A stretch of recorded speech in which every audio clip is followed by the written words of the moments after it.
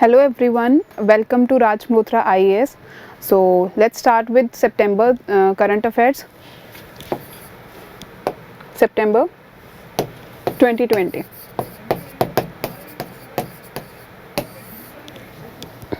तो first news से start करते हैं. So let's quickly start with first news है हरियाणा सरकार ने एक नई जो है स्कीम स्टार्ट की है. It is not a scheme, एक वेबिनार किया था जिसका नाम था ग्रामीण युवा मंथन. ग्रामीण युवा मंथन. ग्रामीण युवा मंथन ये है क्या चीज़? ये वेबिनार हुआ था. किसने ऑर्गेनाइज किया था? It was organized by organized by the chief minister of the Haryana Manohar Lal Khattar ji ने. और ये जो है किसकी बर्थ एनिवर्सरी के ऊपर?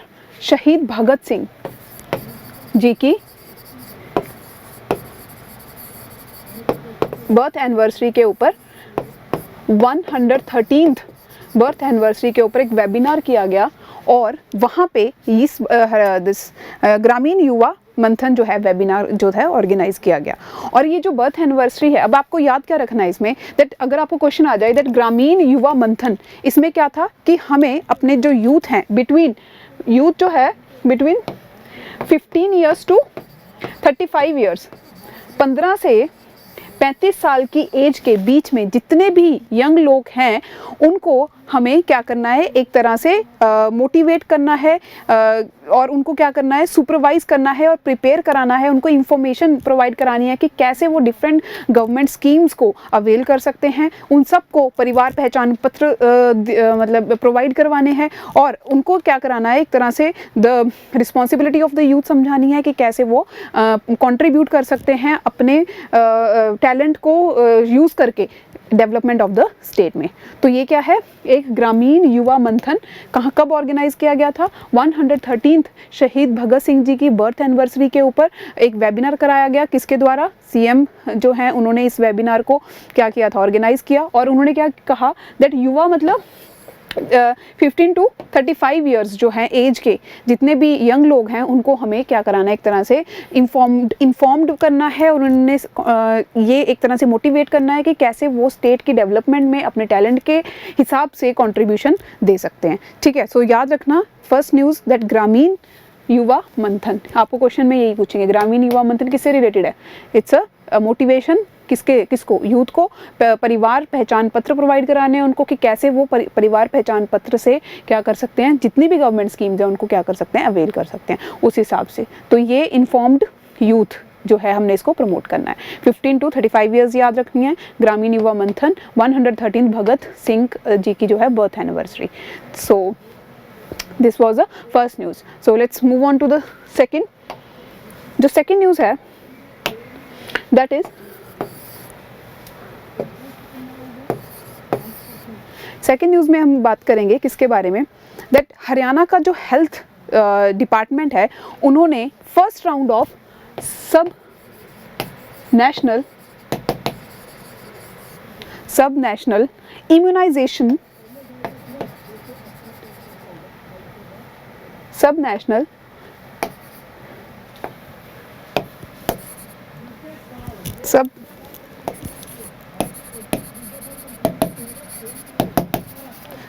नेशनल इम्यूनाइजेशन जो है प्रोग्राम स्टार्ट किया है.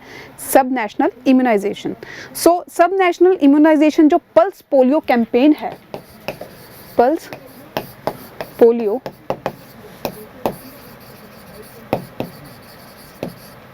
कैंपेन, सब नेशनल जो इम्यूनाइजेशन किसके लिए? पल्स पोलियो कैंपेन 2021 लॉन्च किया है. कहाँ पे? हाई रिस्क एरिया में. हाई रिस्क एरिया में कहाँ पे? जहाँ पे पोलियो के जो केसेस हैं बहुत ही ज़्यादा हैं, प्रेवलेंट है जहाँ पे पोलियो जो डिजीज़ है. और वहाँ पे हमने सब नेशनल इम्यूनाइजेशन पल्स पोलियो जो है 2021 इनिशिएट किया है, स्टार्ट किया है. किसने? हरियाणा गवर्नमेंट हेल्थ डिपार्टमेंट ने. और ये टोटल कितने डिस्ट्रिक्ट्स में किया है? 13 डिस्ट्रिक्ट्स में इन्होंने फर्स्टली जो है यहाँ पे 13 डिस्ट्रिक्ट्स में इनको लॉन्च किया गया है. अब हम बात करेंगे, अब 13 के 13 डिस्ट्रिक्ट्स याद करने की ज़रूरत नहीं है, बस याद रखना कि जो है सब जो है हरियाणा ने सब नेशनल इम्यूनाइजेशन जो है पल्स पोलियो प्रोग्राम स्टार्ट किया है, कहाँ पे 13 डिस्ट्रिक्ट्स में, और इसका फर्स्ट जो है राउंड यहाँ पे इन 13 डिस्ट्रिक्ट्स में किया है। और 13 डिस्ट्रिक्ट्स में भी कहाँ पे, जहाँ पे हाई रिस्क एरिया है, जो भी जहाँ पे हाई रिस्क है, जिन एरियाज़ में पोलियो का प्रेवलेंट है, वहाँ पे डिजीज़ है जो, तो वो वहाँ पे हमने इसको लॉन्च किया है। ठीक है, देन उसके बाद है और ये अगर हम देखे जाए तो 6.3 लाख के करीब जो हैं इस में जो लोग हैं वो 6.3 लाख कवर किए जाएंगे, 6.3 लाख लोगों को इसमें हम कवर करेंगे।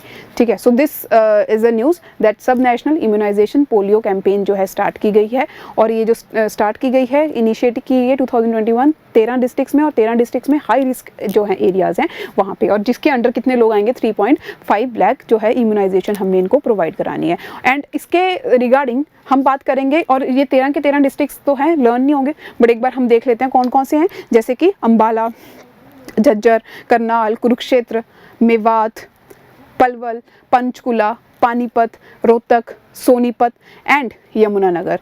ठीक है, और Gurgaon and Faridabad also included in this. So 13 districts हैं जहाँ पे ये हमने स्टार्ट किया है। अब पल्स पोलियो जो है प्रोग्राम के बारे में अगर हम बात करें, ये जो है हमारे इंडिया में जो पल्स पोलियो प्रोग्राम है,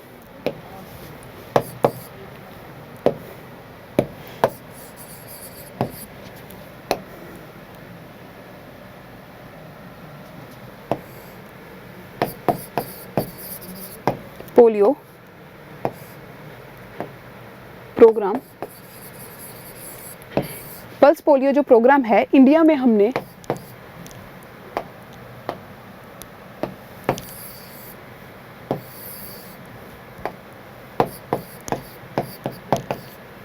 पल्स पोलियो इंडिया में स्टार्ट किया गया है इन 1995।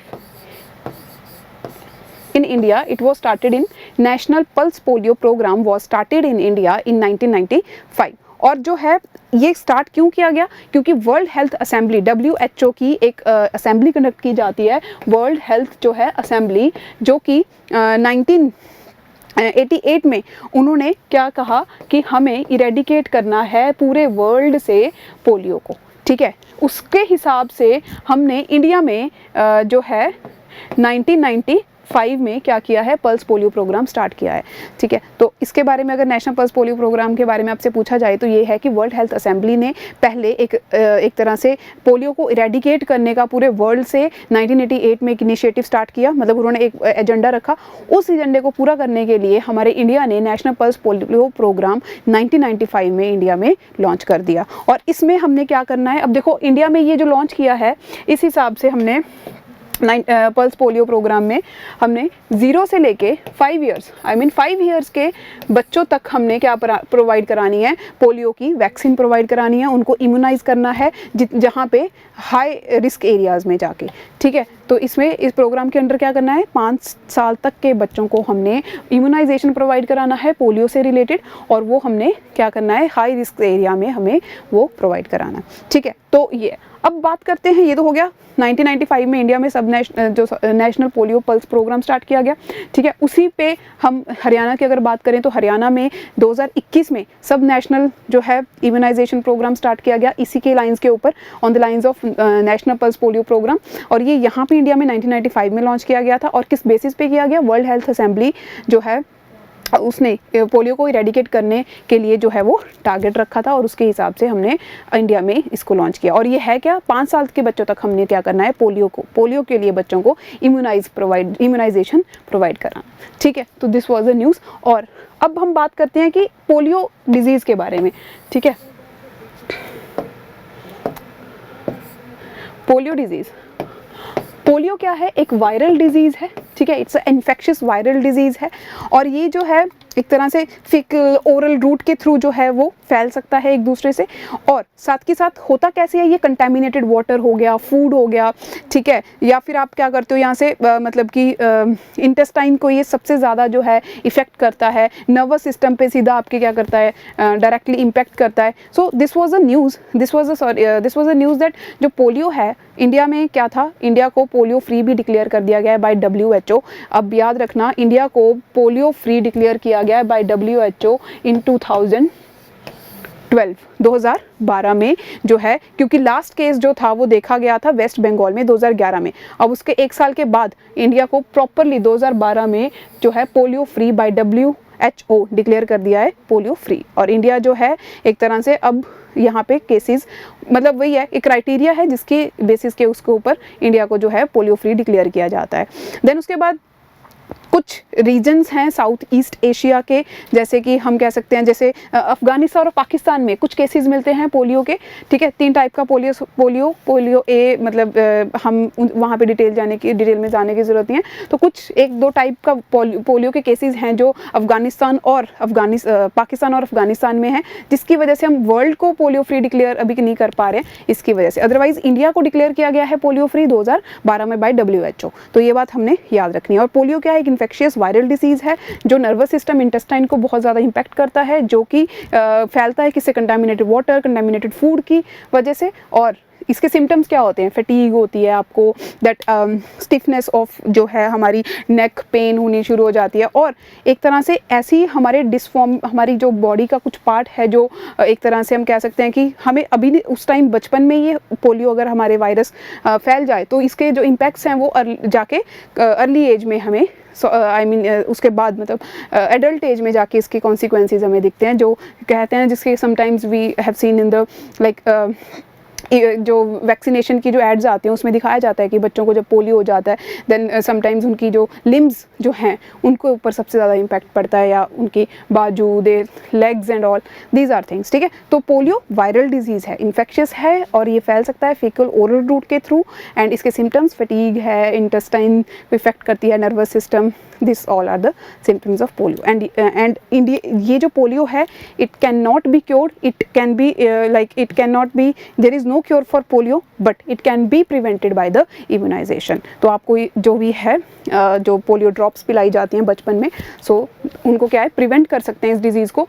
अगर एक बार हो जाए तो इसका कोई क्योर नहीं है, तो आप होने से बचा सकते हो, लेकिन हो जाए फिर नहीं बचा सकते हो, ठीक है। So it is very important कि आप पोलियो ड्रॉप्स जो है वो, इसलिए हमारे पूरे इंडिया लेवल पे this is a very successful कह सकते हैं कि कैंपेन जो है इंडिया सरकार के द्वारा चलाई गई थी।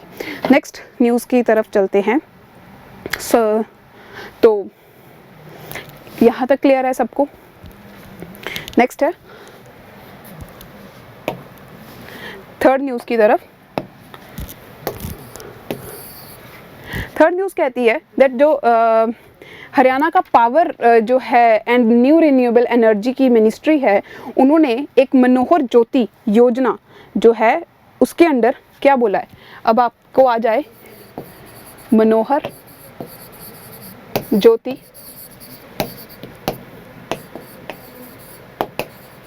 योजना, मनोहर ज्योति योजना।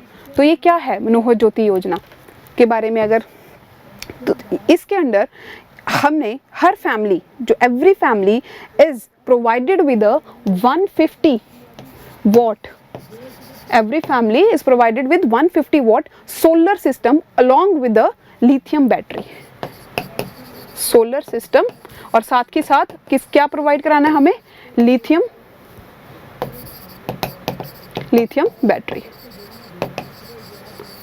मनोहर ज्योति योजना अगर आपको आ जाए तो न्यू एंड रिन्यूएबल एनर्जी जो स्टेट की है उसने स्टार्ट किया है, और इसके अंडर हमें क्या है, हर फैमिली, एवरी फैमिली को 150 what solar system with lithium battery क्या कराना है, प्रोवाइड कराना है। दिस किस मिनिस्ट्री के अंडर आती है ये याद रखना है, और इसमें हमने क्या टारगेट रखा है कि हमने हर फैमिली को ये प्रोवाइड कराना है। So this was a news. और इसको योजना को हमें इसलिए, दिस इज़ इम्पॉर्टेंट क्योंकि जो हमारा इंडिया का नेशनल लेवल के ऊपर जो टारगेट है सोलर सिस्टम जो हमारी है, जो हमें सोलर एनर्जी 100 गीगावाट का टारगेट है हमारा कि हमने जो है रिन्यूएबल एनर्जी यूज़ क्रिएट करनी है 100 गीगावाट, तो उसका टारगेट 2022 तक है। तो वैसे ही हमने इस उसी टारगेट को हम कहते हैं कि धीरे धीरे, क्योंकि टारगेट्स अचीव कौन करेगा, स्टेट्स करेंगी, तो स्टेट्स अपने अपने हिसाब से ऐसे इसको अचीव करने की कोशिश कर रही हैं। तो हमारा टारगेट याद रखना 175 हमने टोटल गीगावाट न्यू हम कहते हैं रिन्यूएबल एनर्जी से करना है 2022 तक। तो ये 100, उसमें से 100 क्या है, सोलर से रिलेटेड है। 100 गीगावाट जो है इसमें से जो हमें सोलर एनर्जी का करना है। तो ये नेशनल लेवल का हमारा टारगेट है, जो हम कहते हैं ना INDCs, जो हमने पेरिस अग्रीमेंट के जो है बाद में आके हमने ये डिक्लेयर किए थे, the India will set these targets, जो हम कहते हैं क्लाइमेट चेंज को रोकने के लिए। सो दिस वाज न्यूज़ कि मनोहर ज्योति योजना, इसमें हमने 150 जो है वॉट की क्या प्रोवाइड करना है, solar system with lithium battery, ठीक है। सो दिस वाज, और मुझे कोई बताएगा जो पेरिस अग्रीमेंट है उसका टारगेट क्या है, पेरिस अग्रीमेंट का टारगेट फॉर द होल जो उसके मेंबर कंट्रीज हैं उनके लिए, ठीक है। तो कमेंट्स में मुझे बताना टारगेट इसके बारे में, ठीक है। Moving on to next news, जो हमारी नेक्स्ट न्यूज़ है वो है दैट जो हमारे हरियाणा के एजुकेशन मिनिस्टर हैं, education minister Kanwar Pal, mister Kanwar Pal जो हैं, इन्होंने एजुकेशन पॉलिसी जो है वो लॉन्च करने की बात की है, और on the lines of national education policy, जो हमारे इंडिया जो हमारे नेशनल लेवल पे एजुकेशन पॉलिसी आई है उसके टारगेट्स को पूरा करने के लिए उन्होंने क्या बोला है कि हम जो हैं जो इम्प्लीमेंट करेंगे उसको इफेक्टिवली इम्प्लीमेंट करने के लिए हम अलग अलग जो हैं डेफिनेटली स्टेप्स जो हैं वो लेंगे। अब देखो इसमें मैंने आपको ये न्यूज़ क्यों डाली है, इस वजह से क्योंकि हमें यहाँ पे थोड़ा बहुत डिस्कस करना है national education policy, because it is very important from the paper point of view, क्योंकि आपसे टारगेट्स के बारे में पूछा जा सकता है, ठीक है। So let's start with the national education policy के बारे में थोड़ा सा डिस्कस करते हैं, ठीक है। तो नेशनल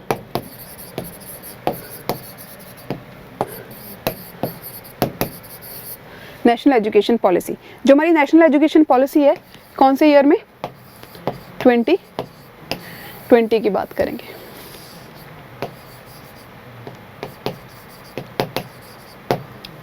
नेशनल एजुकेशन पॉलिसी, सबसे पहले जो हमारा यूनियन हमारे नरेंद्र मोदी जी ने ये अप्रूव कर दी थी नेशनल एजुकेशन पॉलिसी 2020, ठीक है, और हमारे कैबिनेट ने भी इसको अप्रूव किया था। अब इससे पहले नेशनल एजुकेशन पॉलिसी जो थी वो 34 ईयर्स पहले आई थी, see the time gap 34 years पहले आई थी, और वो आई थी 1980।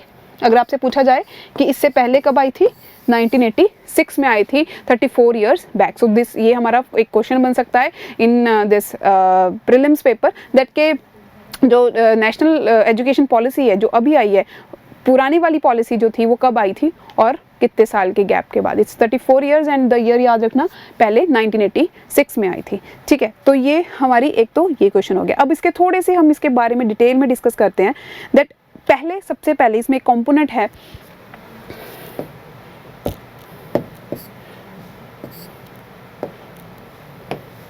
School education.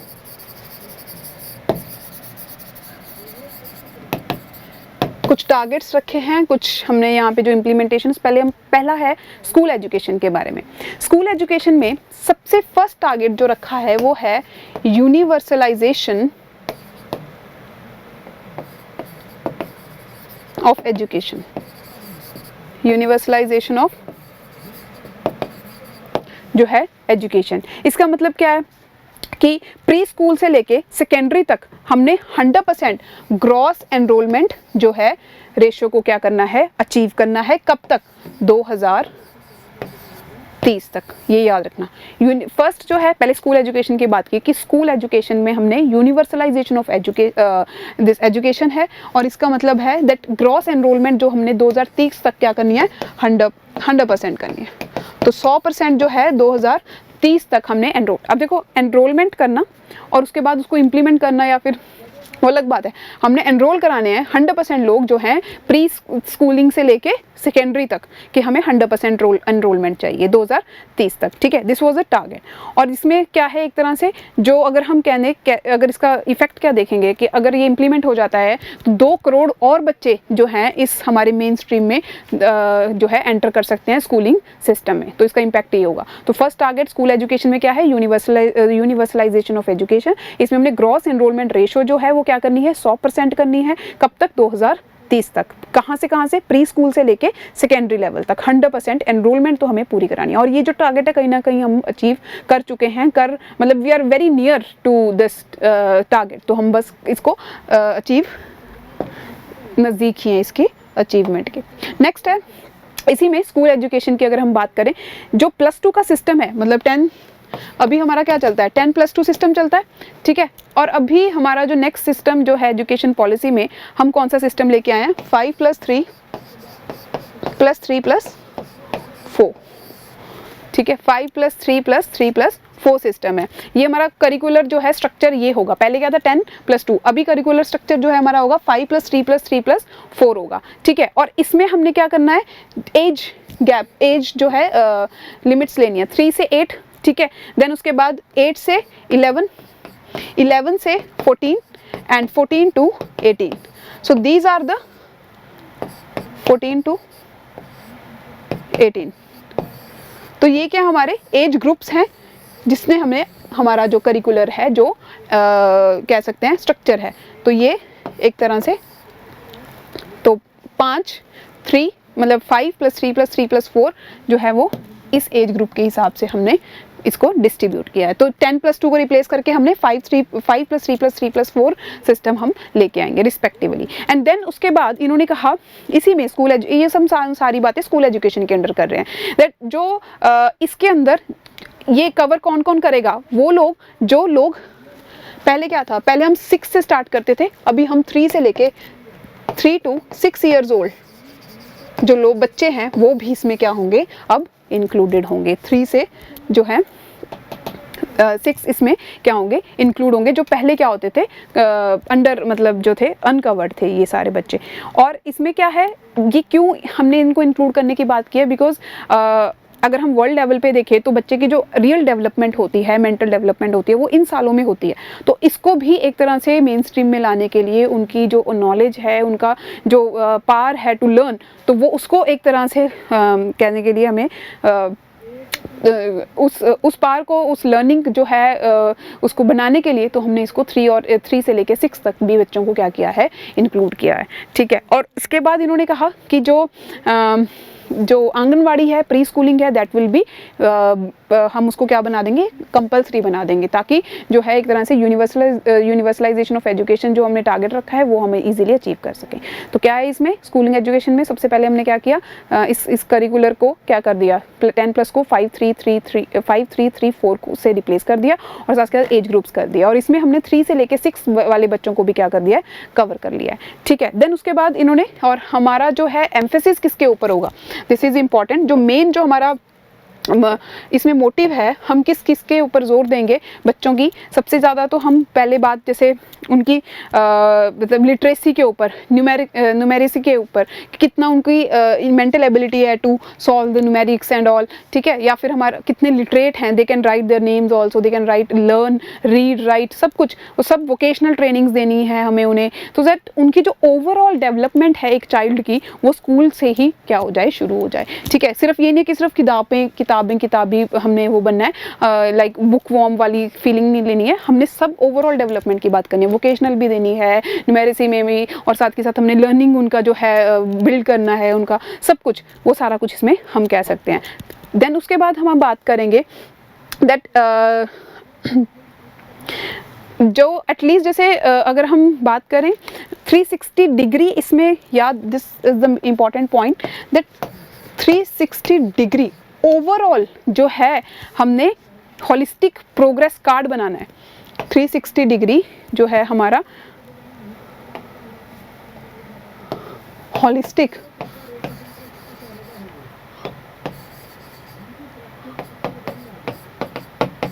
जो है वो क्या बनेगा, प्रोग्रेस कार्ड बनेगा। एक हर बच्चे का एक 360 डिग्री होलिस्टिक हम क्या बनाएंगे, कार्ड बनाएंगे। और इसमें क्या है कि बच्चे की प्रोग्रेस जो है वो हम ट्रैक करेंगे इस कार्ड के थ्रू, ठीक है। सारा प्रोग्रेस हर चीज़ में, जैसे उसका जो भी उसने इन सालों में जो गेन किया है, उसकी परफॉर्मेंस कैसी रही है, उसका एक होलिस्टिक, उसके लर्निंग आउटकम्स के लिए हमने ये एक 360 डिग्री कार्ड बनाना है। देन उसके बाद एक नया, अगर हम, ये तो हुआ बच्चों की बात कि हमने बच्चों को क्या क्या करवाना है।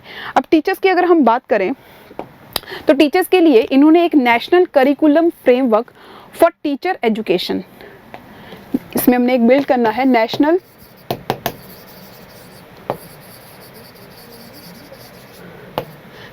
Curricular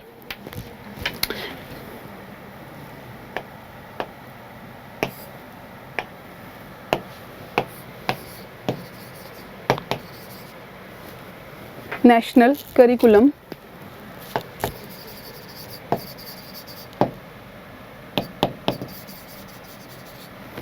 national curriculum framework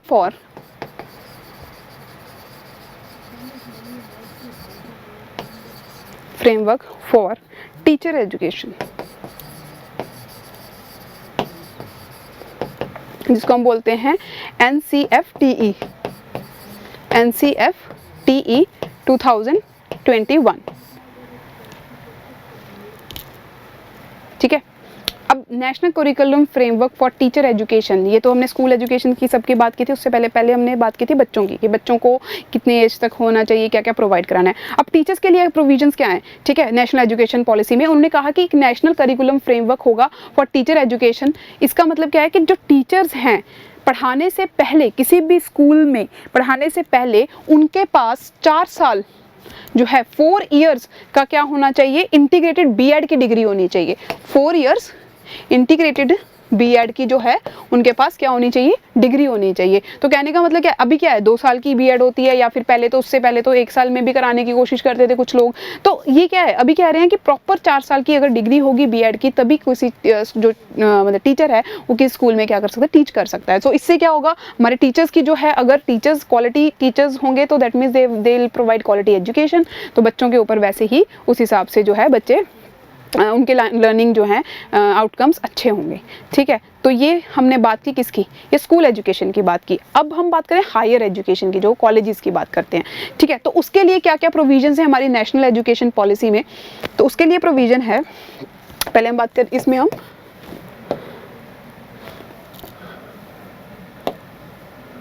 higher education की बात करते हैं।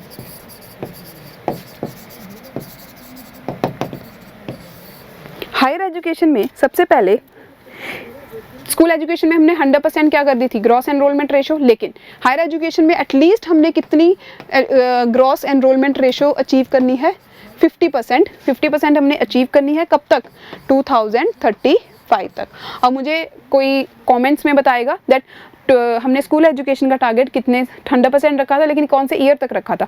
तो हायर एजुकेशन का क्या है, ग्रॉस एनरोलमेंट रेशियो होगी 50% होकर अचीव करनी है हमें, कब तक, 2035 तक, ठीक है। और इसके हिसाब से नई से 3.5 करोड़ जो है सीट्स भी ऐड की जाएंगी इन हायर एजुकेशन। तो ये याद रखना, 2 टारगेट्स हैं इसमें हमने, एक तो ग्रॉस एनरोलमेंट रेशियो जो है 50% करनी है 2035 तक, और साथ के साथ हमने 3.5 करोड़ सीट्स भी क्या करनी है इसमें ऐड करनी है, ठीक है। और इसके लिए हमने क्या करना है, हमारा जो मतलब ग्रेजुएट सिस्टम के हिसाब से हमने एक ग्रेजुएट फ्लेक्सिबल सिस्टम क्रिएट करना है। इसमें हमने क्या है कि क्या होता है कि जो हमारी अंडर ग्रेजुएट डिग्री होती है वो 3 से 4 साल तक की होती है, ठीक है। इसमें हमने एक एग्जिट ऑप्शन भी जो है एक जो प्रोवाइड कराना है। जैसे कि हम कहते हैं ना कि एक बार आपने कोर्स में एडमिशन ले ली तो उसके हिसाब से आप उस कोर्स को क्या नहीं कर सकते हैं, मतलब चेंज नहीं कर सकते हैं। तो मान लो एक बीए में एडमिशन ले लिया आपने, तो उसमें आप ये नहीं है कि 2 साल बाद आप ये सोचोगे कि चलो मैं बीकॉम ही कर लेता हूँ या उसमें चला जाता हूँ, तो ऐसा नहीं होना चाहिए। तो इसमें क्या है कि एग्जिट ऑप्शन भी है, आप अपनी डिग्री 3 से 4 साल वाली को एक मल्टीपल एंट्री कर सकते हो, एग्जिट ऑप्शन भी इसमें अवेलेबल होगा, ठीक है। और सर्टिफिकेशन जो है पूरी आपको दी जाएगी जितनी देर तक आपने वो डिग्री कंटिन्यू की है, ठीक है। नेक्स्ट जो है इसमें और क्या जो है प्रोविजन है, नेक्स्ट प्रोविजन जो है वो है हमारा नेशनल जो academic bank of credits.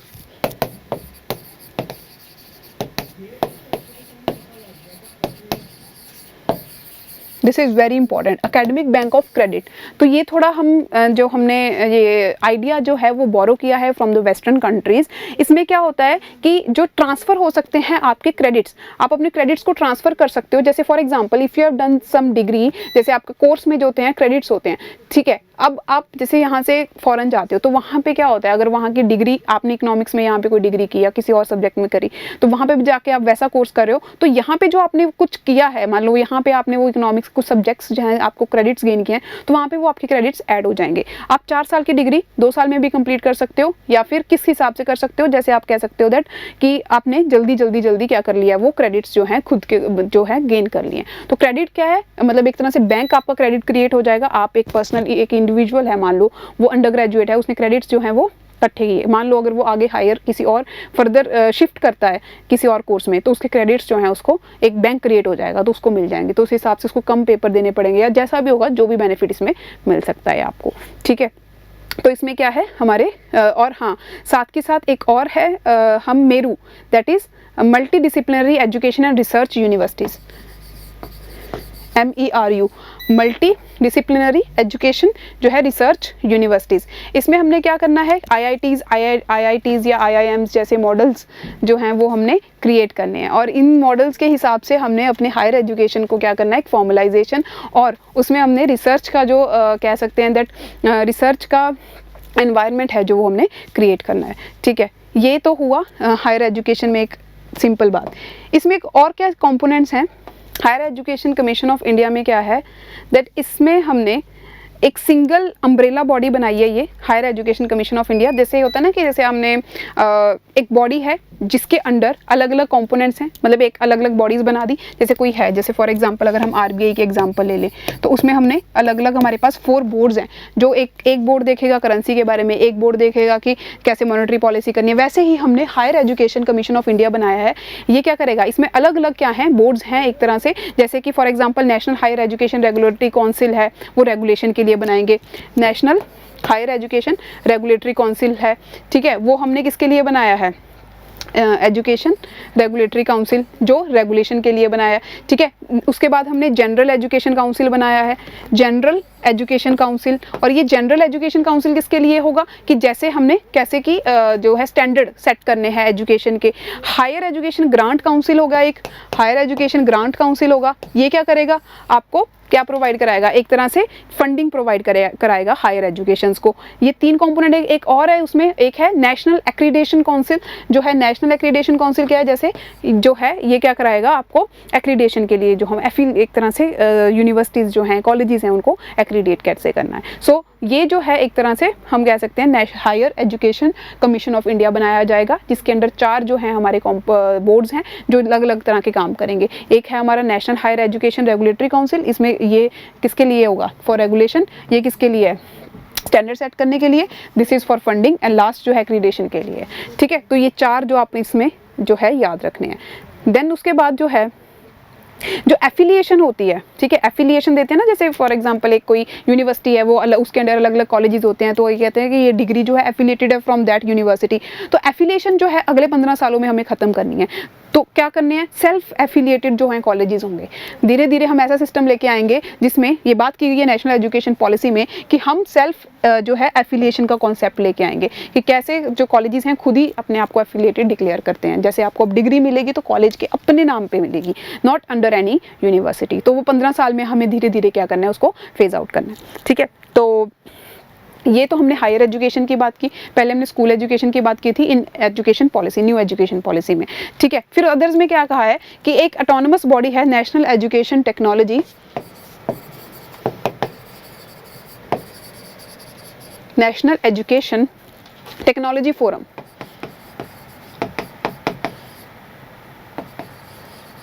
National education technology forum. इसमें क्या है, हमने फ्री एक्सचेंज ऑफ आइडियाज़, मतलब ये एक फोरम है जिसके ऊपर हम सबको आमंत्रित करते हैं कि आओ इकट्ठा होके कैसे हम टेक्नोलॉजी को यूज़ करके अपने एजुकेशन सिस्टम में रिफॉर्म्स ला सकते हैं। टेक्नोलॉजी को यूज़ करना है, उसको यूज़ करके कैसे, मतलब ऐसे होता है ना कि आप कुछ आइडियाज़ दो, कि कहने का मतलब आप कुछ ऐसे मॉडल्स बनाओ टेक्नोलॉजी बेस्ड दैट जिससे हम अपने एजुकेशन सिस्टम में क्या लेके आ सकते हैं, रिफॉर्म्स लेके आ सकते हैं। तो इसमें एक्सचेंज ऑफ आइडियाज़ हैं, ठीक है। इसमें हमने जेंडर इंक्लूजन फंड बनाया है, स्पेशलाइजेशन एजुकेशन जोन्स बनाए हैं जिन जो डिसएडवांटेज्ड ग्रुप्स हैं उनके लिए, ठीक है। तो ये है।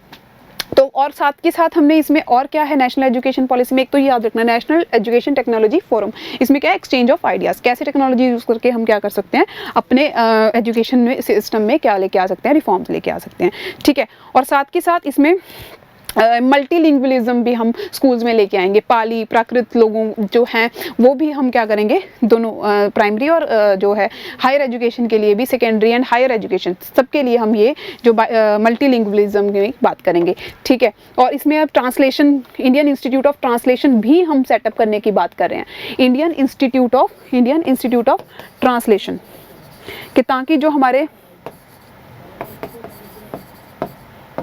ट्रांसलेशन, तो ये इसका क्या मतलब है कि हमें जैसे हमारी जो बुक्स हैं, जो हमारी जर्नल्स कुछ भी है, वो कैसे हम ट्रांसलेट करें और लोगों को, जो हमारी टारगेटेड ऑडियंस है, जो मान लो अगर कोई किसी पर्टिकुलर रीजन में है, उस पर्टिकुलर रीजन में वही लोग वो लैंग्वेज समझते हैं, तो उसको बुक्स को, टेक्स्ट को कैसे हमने ट्रांसलेट करना है, तो वो हमारा इसको भी डेवलप करने का एक इरादा है एजुकेशन पॉलिसी में। और लास्ट जो सबसे बड़ा टारगेट है वो है कि एजुकेशन सेक्टर में हमने 6% जो GDP का है वो इन्वेस्ट करना है,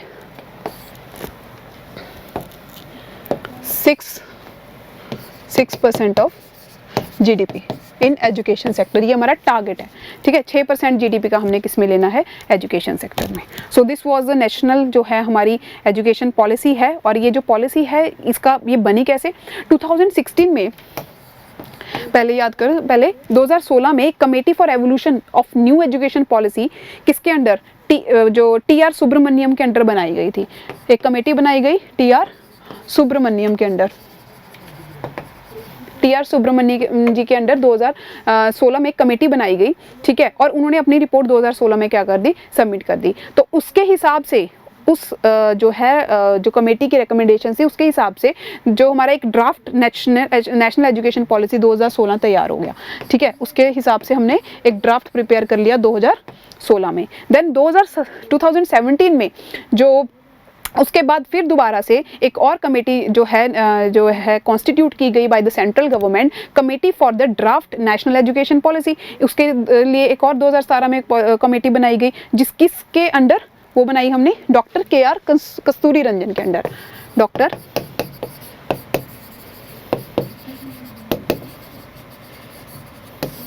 ठीक है। 2016 में कमेटी बनाई किसके अंडर, चेयरमैनशिप TR सुब्रमण्यम, उन्होंने अपना जो है ड्राफ्ट, उन्होंने अपनी रिकमेंडेशन दी और उसके हिसाब से हमारी सेंट्रल गवर्नमेंट ने एक ड्राफ्ट बना लिया 2016 नेशनल एजुकेशन पॉलिसी के लिए। देन उसके बाद फिर उसके 2017 में under the chairmanship of doctor KR कस्तूरी रंगन ने क्या किया, कमेटी बनाई, उन्होंने अपनी रिकमेंडेशन दी और 2019 में दे सबमिट देयर ऑल रिकमेंडेशन। और उसको मानने के बाद हमारी नेशनल एजुकेशन पॉलिसी जो 2020 है वो हमने क्या कर दी, बना दी, ठीक है। तो अभी भी जो है ये जो ड्राफ्ट है ये नेशनल एजुकेशन पॉलिसी का अभी भी अपलोड किया गया है मिनिस्ट्री ऑफ ह्यूमन जो है उसके ऊपर रिसोर्स डेवलपमेंट, जो अभी एजुकेशन मिनिस्ट्री बन गई है, तो उस हिसाब से, ताकि लोगों के अभी हमारे जो भी स्टेक होल्डर्स हैं, व्यूअर्स हैं, उनके सजेशंस के लिए, ठीक है। सो दिस वाज द क्या है TR, पहले क्या था, ये ड्राफ्ट 2016 से स्टार्ट हुआ है, पहले याद रखना TR सुब्रमण्यम, और ये जो है अभी वाली किसकी चेयरमैनशिप के अंडर, दिस KR सुब्रमण्यम के अंडर, ठीक है। Not KR, it's K Subramanyam के, कस्तूरी रंजन के, K कस्तूरी रंजन याद रखना, डॉक्टर K कस्तूरी रंजन, ठीक। सो this was the education policy. Next news के बारे में हम बात करेंगे, ठीक है। तो ये जो है क्लियर हो गया यहाँ तक। पहली न्यूज़ हमने की किसके बारे में, ग्रामीण जो है युवा मंथन, वो क्या था, युवा लोगों को। देन सेकंड हमने बात की किसके बारे में, दिस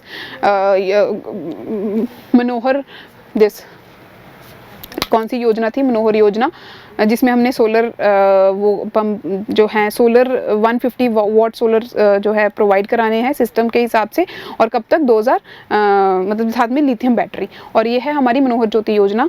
देन उसके बाद हमने नेशनल एजुकेशन पॉलिसी की बात की है, उससे पहले हमने पल्स पोलियो प्रोग्राम के बारे में बात की थी, ठीक है। So this was the news and then fifth news के ऊपर चलते हैं। फिफ्थ न्यूज़ जो है वो है रिगार्डिंग हमारे जो हमारे चीफ मिनिस्टर हैं मनोहर लाल खट्टर जी, उन्होंने एक वीडियो मॉड्यूल लॉन्च किया था। वीडियो मॉड्यूल लॉन्च किया किसके ऊपर? जुवेनाइल जस्टिस और पॉक्सो एक्ट के ऊपर, that is protection of children from sexual offences. जो हमारा पॉक्सो एक्ट है किसके लिए? मनोहर लाल खट्टर जी ने इन एक वीडियो कॉन्फ्रेंसिंग की थी, एक वीडियो मॉड्यूल बनाया था किसके ऊपर? जुवेनाइल जस्टिस एक्ट के ऊपर और पॉक्सो एक्ट के ऊपर, जो किसको मतलब कि इस वीडियो मॉड्यूल के थ्रू वो बताना चाहते थे दैट कैसे हम इनको जो हमारे हियरिंग इम्पेयर्ड पर्सनस हैं उनके लिए हम ये एक्ट को यूज़ करके कैसे उनको इनके इंफॉर्मेटिव जो है बना सकते हैं, कैसे उनको इन्फॉर्म कर सकते हैं कि हाउ यू कैन, आप कंप्लेंट कर सकते हो अगर कुछ भी इस एक्ट्स के अंदर के जो भी प्रोविजंस हैं अगर आपके साथ ऐसा होता है। तो जो है प्रोटेक्शन ऑफ, पहले हम बात करेंगे पॉक्सो एक्ट की, ठीक है। ये पॉक्सो जो एक्ट है ये 2012 में जो है चाइल्ड राइट्स जो है प्रोटेक्शन के लिए आया। सेक्सुअल अब्यूज़ जो होता है चिल्ड्रन के साथ उसके ऊपर बेस्ड ये है जो एक्ट है, और इस एक्ट में सबसे ज़्यादा इम्पॉर्टेंट चीज़ ये कही गई है दैट 18 ईयर्स तक का कोई भी इंसान क्या होगा, उसको हम किस कैटेगरी में लेके आएंगे? चाइल्ड की वो कैटेगरी में आएगा, मतलब he would be a like child, मतलब बच्चा जो है चाइल्ड की कैटेगरी में आएगा 18 साल से पहले। याद रखना पॉक्सो एक्ट में ये बात डिक्लेयर की गई है 18 से जो कम है वो क्या है? चाइल्ड डिक्लेयर किया गया है। और इसमें हमने क्या करना है? चाइल्ड को बचाना है कैसे ऑफेंसेस से? Sexual assault, sexual harassment, pornography, ये सारे चीज़ों से हमने जो है ये एक्ट जो है प्रिवेंट करता है किसी भी चाइल्ड के साथ अगर ऐसा होता है। और क्या है इस एक्ट में? हमने चाइल्ड के लिए जो है एक कह सकते हैं कि चाइल्ड फ्रेंडली रिपोर्टिंग सिस्टम बनाना है, जिसमें हम रिकॉर्डिंग होनी चाहिए, इन्वेस्टिगेशन की सारी जो हमारे ट्रायल ऑफिसेज हैं वो स्पीडी होने चाहिए। स्पेशल कोर्ट्स बनाएंगे जिनका 1 साल के अंदर अंदर जो है रजिस्टर होने के बाद केस उनको क्या करना पड़ेगा? इसको निपटाना पड़ेगा 1 साल के अंदर। स्पीडी जो हमारे स्पेशल कोर्ट्स बनाए जाएंगे इस एक्ट के अंदर, जो स्पेशल इन चाइल्ड के लिए अब्यूज़ के लिए केसेस के लिए बनाए जाएंगे, और ये जो है 1 साल के अंदर अंदर जो ऑफेंस हुआ है वो क्या करेंगे? 1 साल के अंदर उसका जो है वर्डिक्ट जो है वो डिक्लेयर करेंगे, ठीक है। तो 18 ईयर्स के जो कम तक के जो लोग हैं उनको हम चाइल्ड इसमें डिक्लेयर किया गया है। देन इस एक्ट में जो है सारे एक तरह से मतलब चाइल्ड फ्रेंडली पुलिस स्टेशन जो हैं वो वहाँ पे क्रिएट किए जाएंगे ताकि बच्चों को कोई दिक्कत नहीं वहाँ पे क्रिएट होनी चाहिए, ठीक है। और इस जो एक्ट है पॉक्सो एक्ट के अंदर हमने 2 टाइप के असॉल्ट जो हैं डिक्लेयर किए हैं।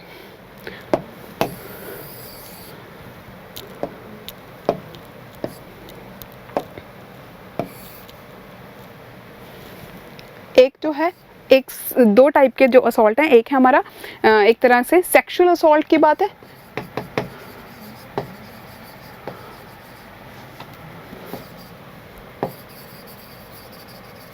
और सेकंड एग्रेवेटेड सेक्सुअल असॉल्ट।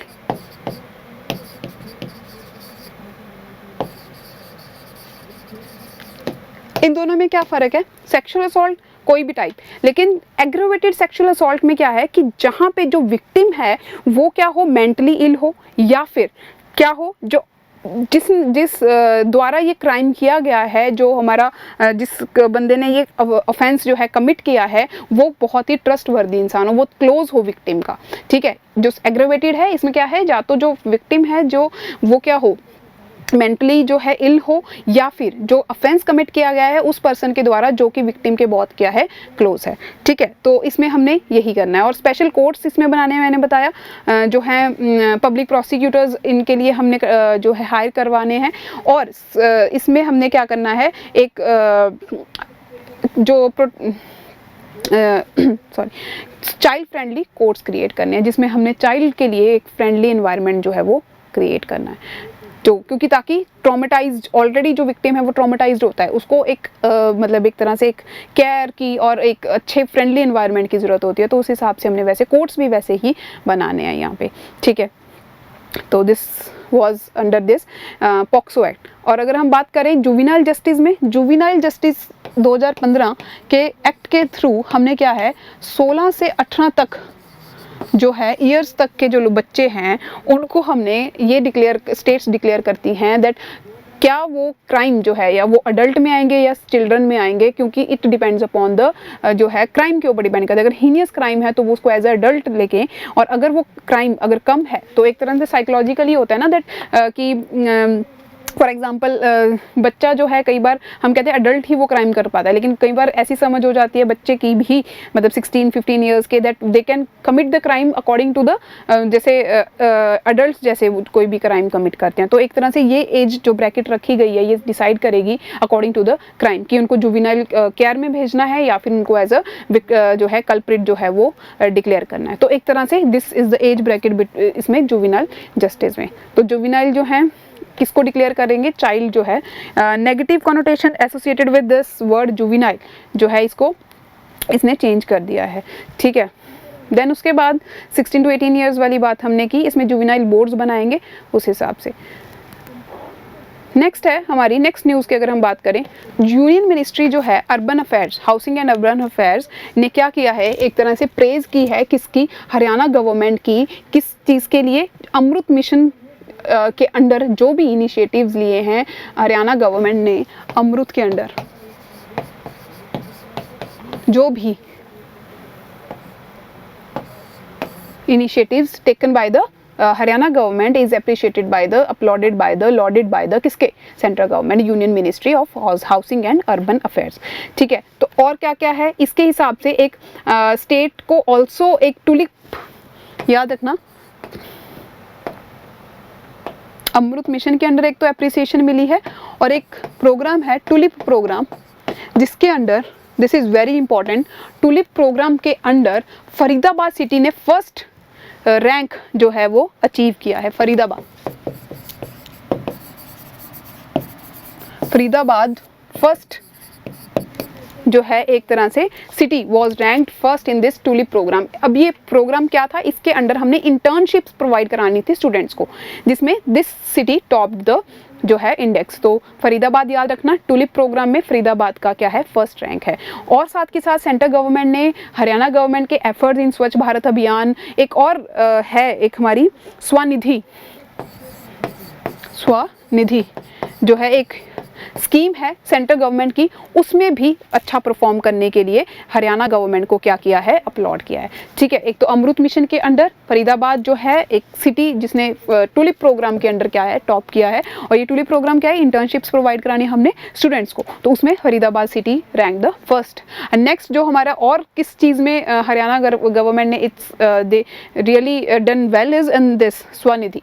तो ये स्वनिधि के बारे में अगर हम बात करें, ये स्वनिधि क्या है, स्वनिधि एक तरह से सेंट्रल जो है सेक्टर स्कीम है। स्वनिधि सेंट्रल सेक्टर स्कीम है ये।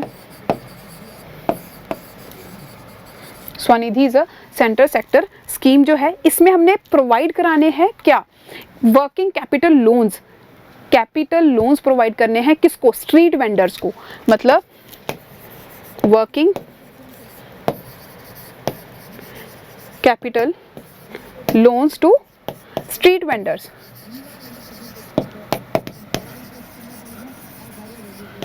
Capital loans to street vendors हमने प्रोवाइड कराने हैं। और ये किस केस में, ये जो हमारा कोविड पेंडेमिक है उसके दौरान हमने दिस स्ट्रीट वेंडर्स को कैपिटल लोन्स प्रोवाइड कराने हैं, ठीक है। और जो है अप टू कहाँ तक हम कैपिटल लोन्स प्रोवाइड कराएंगे, इनिशियली 10,000 तक के हमने इनको लोन प्रोवाइड कराने हैं। और इसमें हमने 7% जो है वो सब्सिडी देनी है इंटरेस्ट पेमेंट में, ठीक है, जब हम जो है एट अर्ली और टाइमली रीपेमेंट ऑफ लोन्स की वजह से 7% सब्सिडी इंटरेस्ट के ऊपर, 10,000 तक हमने इनको working capital loan street vendors को, क्यों, क्योंकि पेंडेमिक के टाइम पे उनके लॉसेज हुए हैं तो उनको हमने लोन प्रोवाइड कराना है। और साथ के साथ हमने क्या करना है स्वनिधि में, दैट इसमें सबसे इंपॉर्टेंट बात है कि जो वेंडर है उसको कोई कोलेट्रल और कोई सिक्योरिटी रखने की जरूरत नहीं है. This is the important thing in Svanidhi, that there is no this obligation on the vendor to provide any type of collateral और any security to assess the जो है हमारा लोन. ठीक है, तो ये पीएम स्वनिधि योजना याद रखना. और PM Svanidhi is like what is this full form is that प्रधानमंत्री स्ट्रीट वेंडर्स आत्मनिर्भर निधि. ठीक है, प्रधानमंत्री स्ट्रीट वेंडर्स आत्मनिर्भर निधि. तो ये स्कीम जो है किसके लिए, स्ट्रीट वेंडर्स के लिए वर्किंग कैपिटल लोन्स प्रोवाइड कराने हैं 10,000 तक, 7% हमें इंटरेस्ट सब्सिडी मिलेगी और साथ के साथ ये जो है इनको कोलेट्रल प्रोवाइड कराने की जरूरत नहीं है. और मेन ऑब्जेक्टिव इसमें क्या है कि अफोर्डेबल हम कैपिटल लोन्स प्रोवाइड करा सकें. कंट्री वाइड जो है लाइवलीहुड जो है हमारी कोविड पेंडेमिक की वजह से जो मुश्किल हो गई थी उसको थोड़ा ईज करने के लिए, ठीक है, इंसेंटिवाइज करने के लिए वेंडर्स को. और डिजिटलाइजेशन के लिए, अगर डिजिटलाइजेशन की है उसके लिए हमने रिवॉर्ड जो है प्रोवाइड कराने हैं टू द वेंडर्स जिन्होंने digital payments repayments of loan किए हैं. ठीक है, उनको भी हम एक तरह से इंसेंटिवाइज करेंगे. तो दिस वाज अ न्यूज़. ठीक है, तो याद रखना इसके बारे में. देन नेक्स्ट है हमारा नेक्स्ट न्यूज़, स्वनिधि पता चल गया क्या है. स्वनिधि हम किसके लिए यूज़ करेंगे, स्ट्रीट वेंडर्स के लिए वर्किंग कैपिटल. याद रखना, प्रधानमंत्री स्ट्रीट वेंडर्स आत्मनिर्भर निधि योजना. नेक्स्ट है हमारी जो न्यूज़ है वो किससे रिलेटेड है, वो है हमारा महाग्राम योजना. महाग्राम योजना.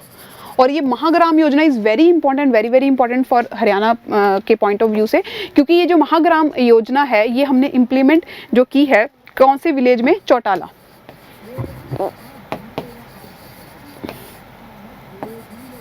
Chautala village in which district, Sirsa. Sirsa में चौटाला विलेज में हमने ये महाग्राम जो है योजना जो है इम्प्लीमेंट की है. इसमें क्या है कि ये हम एक जो चौटाला विलेज है इसको एक मॉडल विलेज यहाँ पे क्रिएट करेंगे और ये जो है एंटायर स्टेट के लिए एक तरह से एक मॉडल होगा जहाँ पे हम कह सकते हैं कि एक इंस्पिरेशन होगा बाकी जो है विलेजेस के लिए कि हमें कैसे रूरल जो है डेवलपमेंट करनी है. ठीक है, और इसमें जो है हम कह सकते हैं सीवरेज जो है 100% प्रोवाइड कराएंगे, है ना. जैसे कि हम सिटीज़ की तरह जो भी है विलेजेस को बनाने की कोशिश करेंगे, बेसिक कम्युनिटीज़ जो हैं प्रॉपर जो है प्रोवाइड कराई सके. एक मॉडल की तरह इस विलेज को रिप्रेजेंट करेंगे जो कि एक इंस्पिरेशन होगा बाकी विलेजेस के लिए कि वैसे ही हमने बाकी विलेजेस जो हैं वो क्रिएट करने हैं.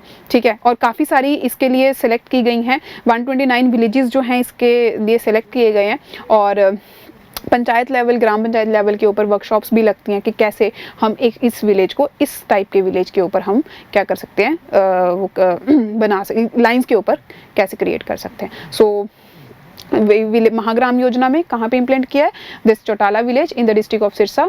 सो याद रखना, this is a very important news. इसमें डिस्ट्रिक्ट याद रखना है, विलेज याद रखना. तो ये विलेज क्या है, एक मॉडल विलेज होगा बाकी विलेजेस के लिए.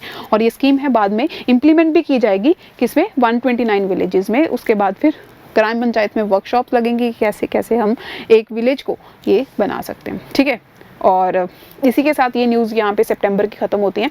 ठीक है, बाकी नेक्स्ट जो है हम लेक्चर में अगस्त और जुलाई दोनों की कवर करने की कोशिश करेंगे, सो दैट के अभी एग्ज़ाम भी इट्स नियर, सो वो cover. And then one lecture will be on the schemes of Haryana government. Okay, so then thank you so much for today.